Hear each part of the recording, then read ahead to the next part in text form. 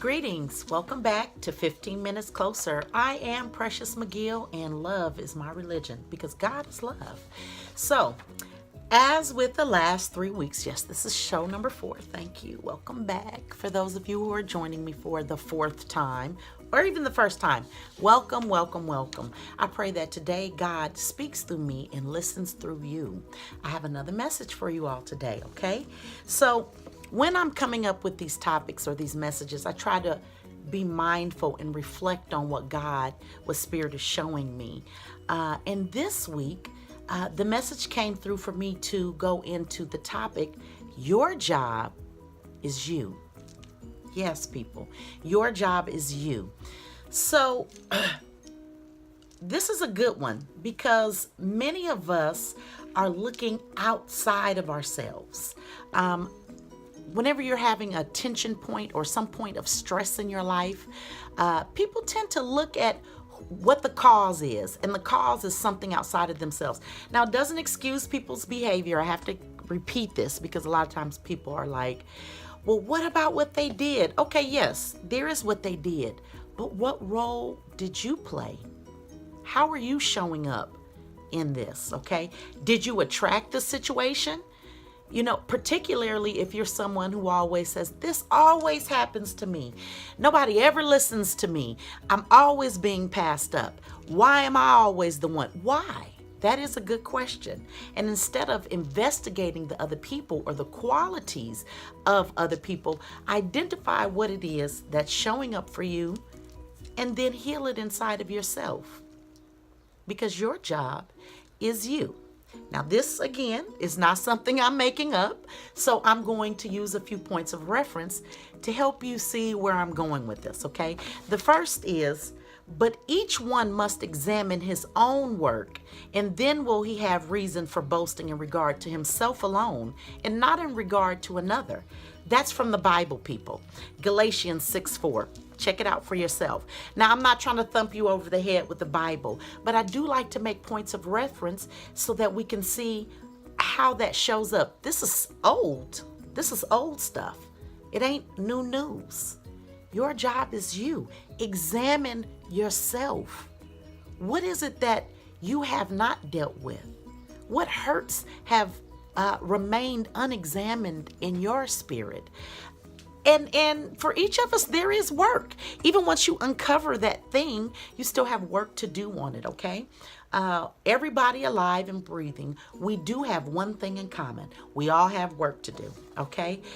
So let's take an example. Say you're in a relationship and your partner is not acting right. Now, you could take a lot of time and investigate the inner workings of your relationship and how your partner's not showing up. But I guarantee you, every single minute that you spend investigating the flaws or the faults of another person is time, precious time. I like that, precious time taken away from yourself, your work that's why you're here. You have work to do. You're not an angel.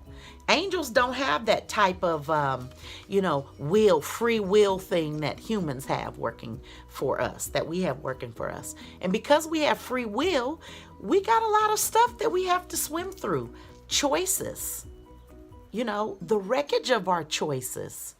What is it that we're choosing? Why does it keep showing up? But I guarantee you in all of it, if you just look deeply enough, your job is you. Your job. Let's talk about your job.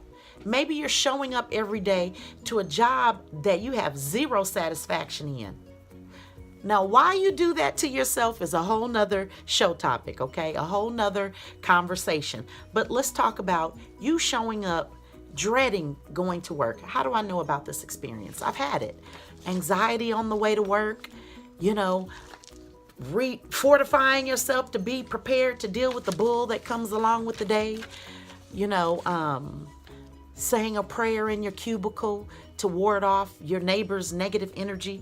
Why are you going to a job like that every day? Are they the problem or are you the problem? Could it be that you lack the courage to do what you were born to do? And so the people are providing vibrational contrast for you to go deeper and focus on yourself? The answer might be yes. It's not them, it's you. Even if you're in an abusive situation, at what point did you give your power over?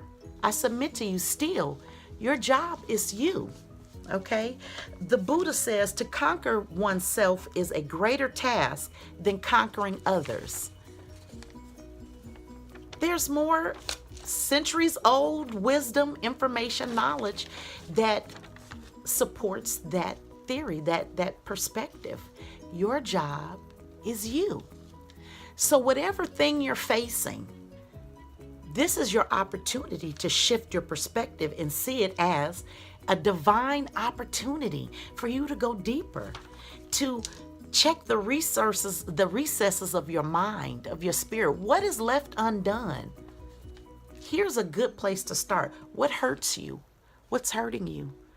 What, when you think about, it brings you pain? There's a good place to start your work, because God does not intend for us to be in pain. I'm not saying that this life has to be like a Disneyland trip every day. That's a farce also. Pain provides contrast. I'm not saying to welcome it, but when it shows up, use the opportunity to investigate the pain. Why is it here? What message is it bearing from your soul? I guarantee you, your soul never forgets the journey.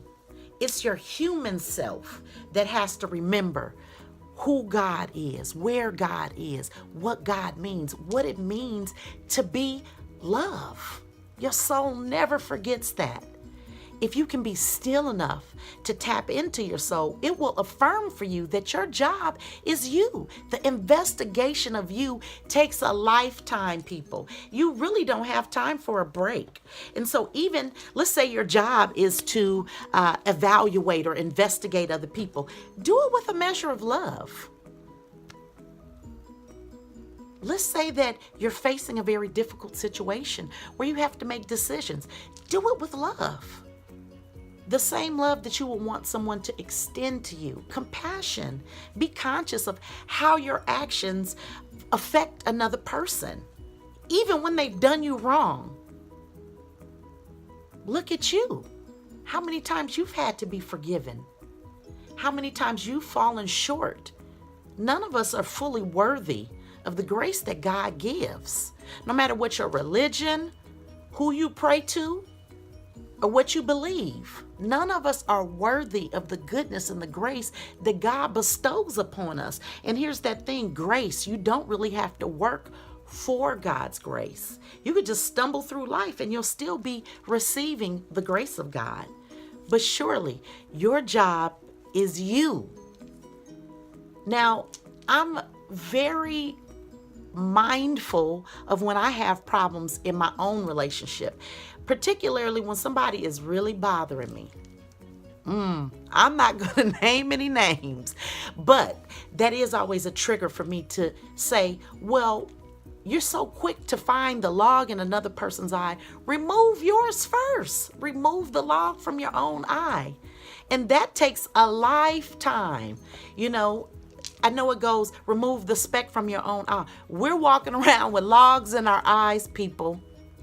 And many of those logs are blinding us. We see the bull, we see I'm trying not to curse, okay? We see the bull, but it's your own vibration. It happened in you first. You're experiencing it. The only relationship that you're ever really having is the one that you're having with yourself. That's why when you run from one situation into the next situation and you found the same stuff, it's because it's your stuff. Old stuff, usually. Many of us are adults, but we're really children on the inside, broken children that haven't healed from the hurt and the pain. And that hurt and that pain shaped our brains in a way that we seek it out in other people, unconsciously seeking out our own mess in mates, in jobs, in friendships. What's up with the frenemy thing? It's deep. We're hanging out with people that we don't really like. Love people in spite of. Don't you want somebody to love you in spite of all your mess? We all have something that we have to work on. Be so concerned with that thing inside of you. Be so concerned with the evolution of yourself that you really don't have time to pick apart the flaws in another person. And when we do, because we're human, I know I do it. I know I do. Hey, look, I'm a scholar in this, working on me. I'm so concerned with getting this right. I set it as a cue, like a cue in life. When I'm doing this and I'm judging and I'm seeing someone negatively, that is my sign that it's time for me to go deeper and work on myself. And what about that other person is bothering so much? It's bothering me so much. Is there something inside of me that it's connecting with? That's resonating inside of me? Matthew 7:5, you hypocrite. First take the log out of your own eye, and then you will see clearly to take the speck out of your brother's eye. See, there's a shift. Instead of judging, when we see something that's going on, maybe that's an opportunity for us to pray for someone else. Especially when you don't feel like it. The more they disturb you, give more love. I'm really working on that myself. Just being love.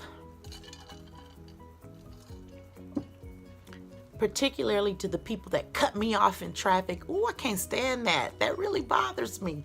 But that's my little opportunity to express more God, to be more love. Now, I'm not at the point where I'm able to say, thank you for cutting me off in traffic, but I'm working toward a space where it doesn't bother me, that I'm allowing, that I'm practicing the art of allowance. Then when I feel someone has transgressed against me, to move away from the concept or the idea that I want to hurt them or exact some type of measure of energy that would make them feel how I just felt. Instead of just taking that opportunity to take what I feel and read that message that's coming from my soul. Your soul is sending you a message. Your soul knows no separation from God. The God in each and every one of us. God is on the inside. That's how we access our greatness, our goodness. I want to read this to you. Do not conform to the patterns of this world, but be transformed by the renewing of your mind. Your mind, not the renewing of another person's mind. Not the renewing of your wife's mind. Get her mind right. Not the renewing of your husband's mind, of your business partner's mind, of your parents who abandon you's mind, of no one else's mind. Be ye transformed by the renewing of your mind. It's a job. Requires a lot of attention, a lot of investigation. Invest in yourself. Take that time. Your job is you. I have a saying that I use with a lot of my clients. I choose me. Choose yourself.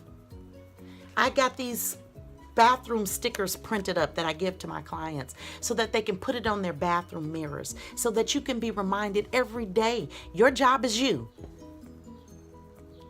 Choose yourself. Be interested in what God has for you at the other end of this mess in your life, at the end of things that are bothering you. When you wade through that, God is just sitting there waiting for you to get through it all. And you could be done with it. Like my husband says, you could be through with it before you know what to do with it. Just submit your will, your way to God's. And it's easier than you think, because you don't have to know what to do. You just have to be willing to do it, okay? Now, that went by really quick. My time is up. I hope that you join me next week. And between now and next week, please be good to yourself and give yourself daily 15 minutes of self-care. My name is Precious McGill, and I love you with the love of God. Take care.